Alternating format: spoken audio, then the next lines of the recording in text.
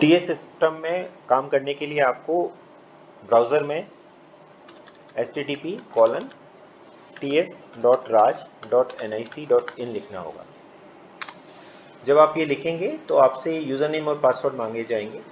User name जो हैं वो आपको आपके एचओडी द्वारा प्राप्त लिए जा सकते हैं, और यूज़र नेम को जनरली हमने जो फॉर्मेट रखा है उसमें हमने एचओ और ऑफिस आईडी रखा है।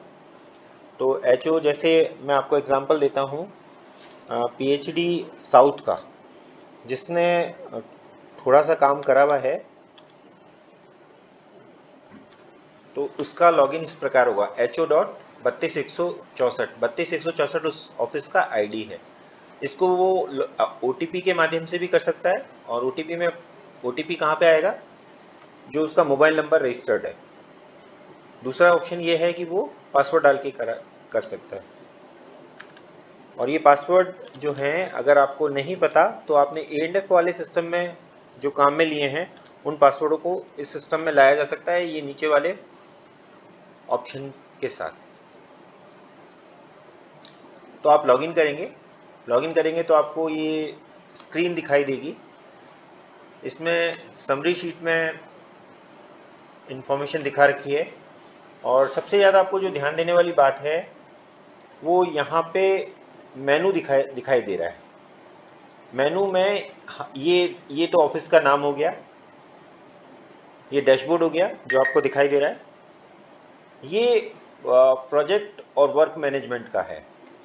एक्चुअली जब आप अपना जो A&F है वो A&F वाले सिस्टम में बनाते हैं, तो वहाँ पे आपको ध्यान हो तो लास्ट में ये बताया जाता है कि ये टीएस के लिए कौन से ऑफिस आईडी के पास जाएगा। तो यहाँ पर ये वो सारे प्रोजेक्ट दिखाएगा। देखिए, ये सारे वो प्रोजेक्ट दिखा रहा है जो कि इस ऑफिस को A&F में बताया गया था कि ये जो A&F है इस ऑफिस में जाके एग्जीक्यूट होगी।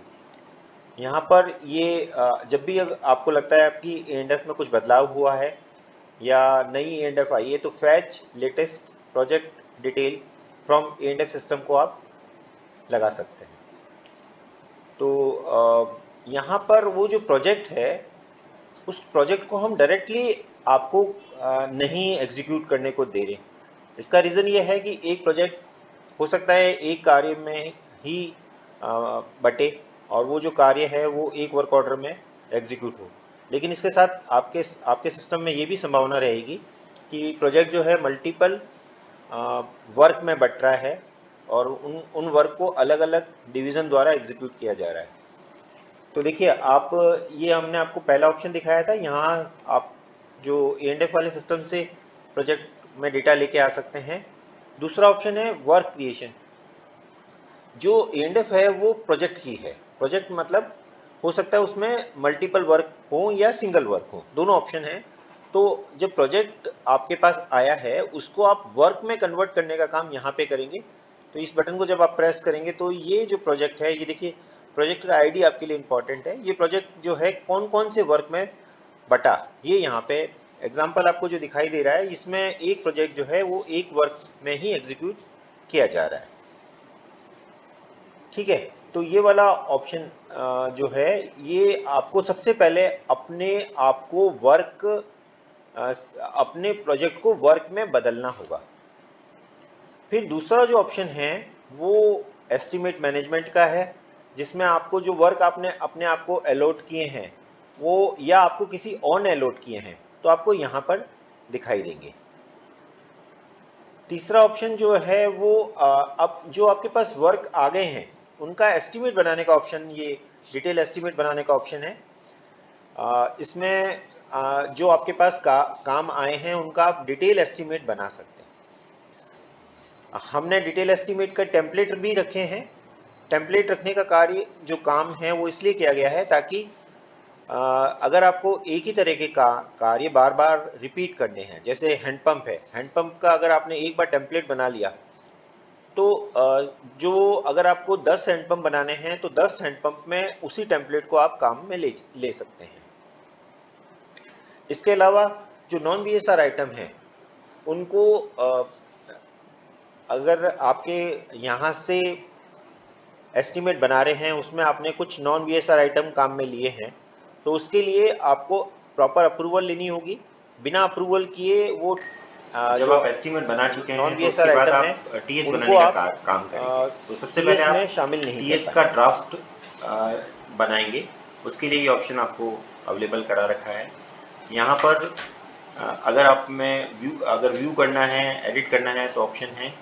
और जब आप व्यू कर चुके हैं और सेटिस्फाइड हैं अपने सिस्टम से, तो उसके बाद आप प्रिपेयर ड्राफ्ट टीएस वाला ऑप्शन दबा सकते हैं। ये ऑप्शन आपसे पूछ रहा है कि आप इतने रुपए की टीएस निकाल रहे हैं, और आप साथ में जब भी आप इसको प्रोसीड बटन को क्लिक करेंगे तो आपसे ये टर्म एंड कंडीशंस और कॉपी किस किस को टीएस की कॉपी देनी है, ये सब आपसे पूछेगा। तो देखिए मैं इसमें प्रोसीड कर रहा हूँ। प्रोसीड करने के बाद इसमें एड्रेस टू पूछा है, तो एड्रेस टू ये वाला एड्रेस टू है अपना। कंडीशंस अगर अपन डालना चाहते हैं तो कंडीशन अपन सिस्टम में डाल सकते हैं। इसमें जैसे अगर अपन ये कह रहे हैं कि कंडीशन जो है वो वही होंगी जो अपनी एंड में है, और इसी तरह कॉपी किसको देना चाहते हैं यहाँ पर आप बता सकते हैं। तो जैसे इस सिस्टम में assistant engineer city sub division second south को कॉपी देना चाह रहा है, तो यहाँ पे अपन ने कॉपी देने का ऑप्शन रखा है।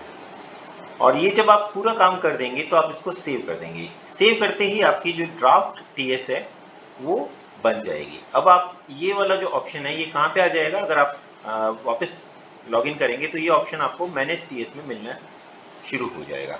देखिए आप इस डीआई नंबर नोट कर लीजिए 8481। तो मैनेज टीएस में जब जाके आप देखेंगे 8481 जो है, इसमें अगेन आपको टीएस में अगर आपको ड्राफ्ट में कोई बदलाव करना है तो ये ऑप्शन आएगा। फाइनलाइज करना चाहते हैं, फाइनलाइज कहाँ से कर रहे हैं, अपने ऑफिस से। अगर अपने ऑफिस से फाइनलाइज कर रहे हैं दैट मीन्स आपके पास उतनी लिमिट होनी चाहिए, उतनी आपके पास आप एसओपी के अकॉर्डिंगली आपके पास पावर होनी चाहिए उतनी टीएस निकालने के लिए। अगर आप टीएस निकालने के लिए कॉम्पिटेंट नहीं हैं तो आप फॉरवर्ड टू अपने हायर ऑफिस को फॉरवर्ड कर सकते हैं। और आप इसको ड्राफ्ट देखना चाहें तो ये ऑप्शन यहाँ पे आपको उपलब्ध कराया गया है। तो ये देखिए ये ड्राफ्ट टीएस आपको यहाँ पे दिख जाएगी। इसमें एक बहुत इंटरेस्टिंग चीज़ हमने इसमें और अभी इंट्रोड्यूस की है, वो ये है यहाँ पर ये आपके पास स्क्रीन पे एक ये कोड आएगा। ये जब भी प्रिंट करेंगे आपको ये कोड मिलेगा, और इसको आप किसी भी डिवाइस से स्कैन करके इसकी ये पता कर सकते हैं कि ये टीएस जो है वो सही है या नहीं है। जब भी आप कार्य कर रहे होंगे तो यहाँ पर आप finalise for signing from your office, अगर आप कंपिटेंट है तो इस बटन को क्लिक करेंगे तो आपको टीएस नंबर मिल जाएगा। और अगर आप कंपिटेंट नहीं है तो आप फॉरवर्ड कर देंगे। फॉरवर्ड करेंगे तो ये जो ऑप्शन है, ये ऑप्शन आपको जो आपका डिवीज़न है उसको मिलने लग शुरू हो जाएगा। देखिए ये हमने टीएस फाइनल कर दी सिस्टम में, तो यहाँ पे ये टीएस फाइनल का ऑप्शन आ गया। और अगर ये टीएस आप अपने जो हायर ऑफिस है वहाँ भेजते तो उनको ये मैनेज टीएस में ऑप्शन दिखना शुरू हो जाता, और वहाँ पर वो फाइनल करके उसको साइन कर सकते थे, उसमें एडिटिंग भी कर सकते थे। वो ऑप्शन आपके हायर ऑफिस को मिलना शुरू हो जाएगा। अगर आपको किसी ने टीएस में कॉपी में आपको बताया है तो आप यहाँ पे आप टीएस की कॉपी में आप यहाँ पे आप उसको देख पाएंगे। और अगर आपको टर्म एंड कंडीशन का मास्टर कुछ आपको तैयार करके रखना है तो आप यहाँ तैयार करके रख सकते हैं। कॉपी टू मास्टर आप यहाँ पे बना सकते हैं। तो इस तरह से टीएस आपकी साइन होके तैयार हो जाएगी। इसके बाद टीएस के बाद आपका जो काम रहता है वो है बीओक्यू मैनेजमेंट। आपने टीएस में जितने सेक्शंस बनाए थे उनको आप अलग अलग बीओक्यू में डाल सकते हैं। और अगर अपन 1 to 1 की बात करें तो एक ही सेक्शन आपने अगर बनाया है तो एक ही सेक्शन को आप एक बीओक्यू में बना सकते हैं। इसके बाद आपके पास इसके थ्रू एक्सेल शीट जनरेट हो जाएगी जिसको आप ईप्रॉक्स सिस्टम में यूज में ले सकते हैं। तो ये बेसिक सिस्टम का इंट्रोडक्शन था, और इसके लिए और वीडियो भी आपको देते रहेंगे, आप उनको भी देखते रहिए। और कोई समस्या हो तो हमारी हेल्पलाइन जो आपको बता रखी है वहाँ पर आप मेल करें तो आपको सॉल्यूशन मिल जाएगा।